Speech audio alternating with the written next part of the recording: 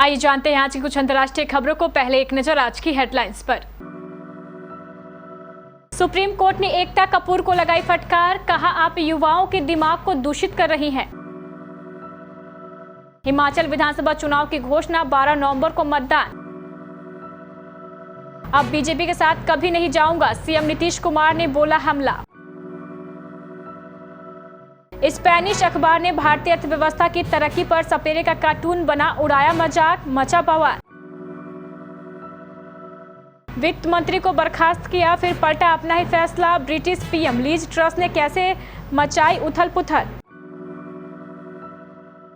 Putin ने कहा भारत की सलाह पर यूक्रेन से वार्ता को तैयार। गिर गया सोना चांदी का भाव।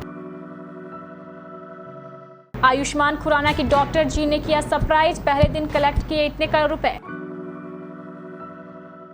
सलमान ने की शालीन की ऐसी तैसी, बोले मुझे शर्ट उतारने पर मजबूर मत करो। वारे किस्मत, 1 साल से भी नहीं खेला T20, फिर भी मोहम्मद शमी को मिली टीम में जगह। सुप्रीम कोर्ट ने फिल्म मेकर एकता कपूर को OTT प्लेटफॉर्म पर अश्लील कंटेंट परोसने के लिए फटकार लगाई है।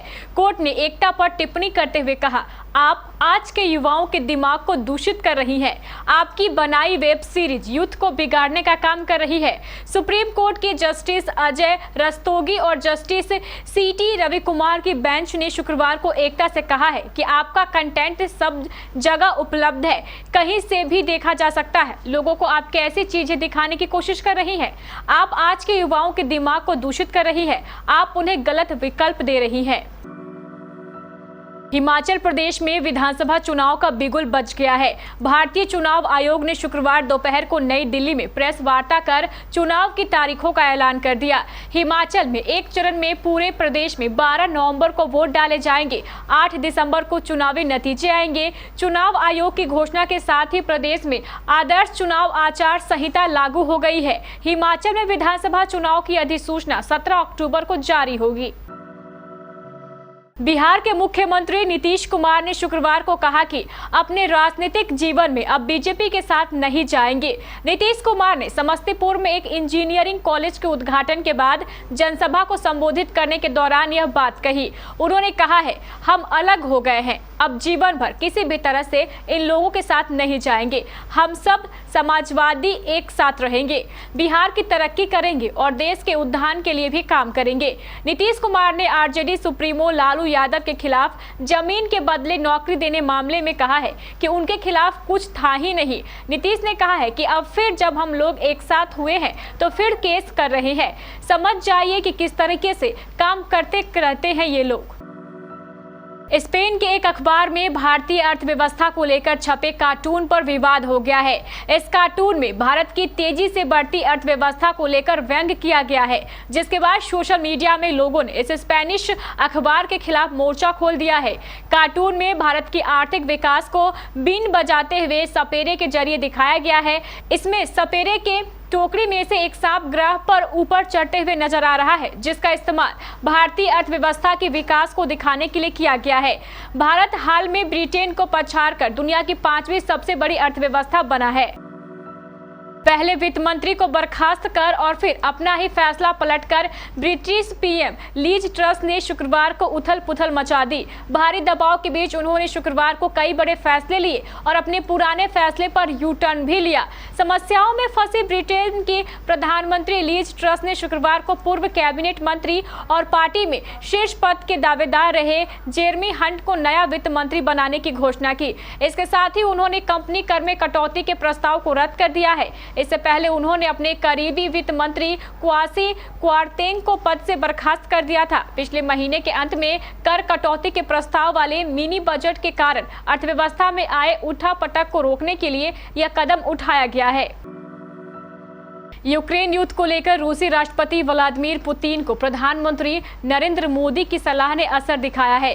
पुतिन ने कहा है कि भारत और चीन यूक्रेन मसले का बातचीत के जरिए समाधान चाहते हैं। समस्या के समाधान के लिए रूस बातचीत कर रहा है, लेकिन यूक्रेन इसके लिए तैयार नहीं है। विदित हो कि 7.5 महीने से जारी यूक्रेन युद्ध के दौरान पश्चिमी देशों के भारी दबाव के बावजूद भारत ने अंतर्राष्ट्रीय मंचों पर रूसी कार्रवाई का विरोध नहीं किया है। इतना ही नहीं, भारत ने इस दौरान ईरान रूस से तेल की खरीद भी बढ़ा दी है। करवा चौथ के बाद और धनतेरस से पहले एक बार फिर सोने के साथ साथ चांदी की कीमतों में गिरावट देखी जा रही है। सोना 106 रुपए की दर से सस्ता हुआ है, जबकि चांदी की कीमत में 376 रुपए की कमी देखी जा रही है। इस गिरावट के बाद सोना 51,000 रुपए और चांदी 57,000 रुपए के नीचे बिक रही है। इसके साथ ही सोना ऑल टाइम हाई से करीब 5,400 रुपए प्रति 10 ग्राम और चांदी 23,200 रुपए प्रति किलो की दर से भी ज्यादा सस्ता मिल रही है। Ayushmann Khurrana starrer film doctor G शुक्रवार को रिलीज हो गई है। फिल्म में रकुल प्रीत सिंह और शेफाली शाह भी अहम भूमिका में है। आयुष्मान की पिछली दोनों फिल्में चंडीगढ़ करे आशिकी और अनेक फ्लॉप रही थी, जिसके बाद अब उन्हें हिट की दरकार है। हालांकि फिल्म का ज्यादा प्रमोशन नहीं किया गया है और इसके गाने भी हिट लिस्ट से गायब है। इन सब के बावजूद आयुष्मान के इस फिल्म की कमाई कई दूसरे बड़े एक्टर्स की फिल्म से कई ज्यादा है। बिग बॉस 16 का शुक्रवार का वार एपिसोड काफी उथल पुथल रहा। 14 अक्टूबर के एपिसोड में जहां सलमान खान ने शालीन भनोट और टीना दत्ता को लेकर सुम्बुल तौकीर की आंखें खोली, वहीं सुम्बुल के पिता भी शो में पहुंचे थे। उन्होंने तो शालीन और टीना को खूब फटकार लगाई। साथ में सलमान ने भी शालीन को नहीं बख्शा। शुक्रवार का वार खत्म होते होते शालीन भनोट और टीना बाथरूम में थे और बात कर रहे थे कि सब खराब हो गया, हमारी लग गई। अब मेकर्स ने आने वाले एपिसोड यानी शनिवार का वार का प्रोमो रिलीज किया है। प्रोमो में सलमान एकदम भर के अंदाज में नजर आ रहे हैं और वह शालीन की ऐसी तैसी कर देते हैं। ऑस्ट्रेलिया में होने वाले आईसीसी T20 वर्ल्ड कप के लिए भारत ने अपनी 15 सदस्यीय टीम को फाइनल कर लिया है। बीसीसीआई ने जब टीम की घोषणा की थी तो सबके मन में एक ही सवाल था कि आखिर जसप्रीत बुमराह की जगह कौन लेगा, लेकिन 2 सप्ताह के इंतजार के बाद इस सस्पेंस पर से अब पर्दा हट चुका है। बुमराह की जगह भारत के 15 सदस्यीय टीम में तेज गेंदबाज मोहम्मद शमी को शामिल किया गया है। शमी से पहले ट्रैवलिंग रिजर्व के तौर पर टीम में शामिल किया गए थे।